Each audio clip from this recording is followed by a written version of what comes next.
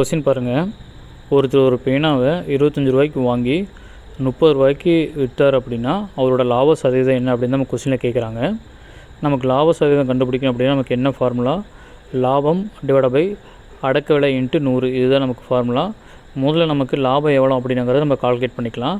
லாபம் எப்படி கண்டுபிடிப்போம் அப்படின்னா, இப்போ நான் ஒரு பேனாவை எவ்வளோக்கு வந்து நான் விற்பனை பண்ணேன் அப்படின்னா அதிலிருந்து வாங்கி விலையை மைனஸ் பண்ணிட்டேன் அப்படின்னா நமக்கு லாபம் எவ்வளோ அப்படிங்கிறது தெரிஞ்சிடும். அப்போ நமக்கு எவ்வளோ வந்து விற்பனை பண்ணோம் அப்படின்னா 30 ரூபா மைனஸ் 25 ரூபாய்க்கு நம்ம வாங்கணும். அப்போ நமக்கு லாபம் எவ்வளோ கிடச்சிருக்கு அப்படின்னா 5 ரூபா லாபம் கிடச்சிருக்கு. இப்போ இதை கொண்டு போய் நம்ம ஃபார்முலாவில் சப்ஸ்டிட் பண்ணிக்கலாம். 5/25 இன்ட்டு 100 நமக்கு கிடைக்கும். இந்த 100 25 நம்ம கேன்சல் பண்ணோம் அப்படின்னா நமக்கு 4 வரும். அப்போ எப்படி எழுதிக்கலாம்? 5 இன்ட்டு 4 இது ரெண்டையும் மல்டிப்ளை பண்ணுறப்ப நமக்கு 20% கிடைக்கும்.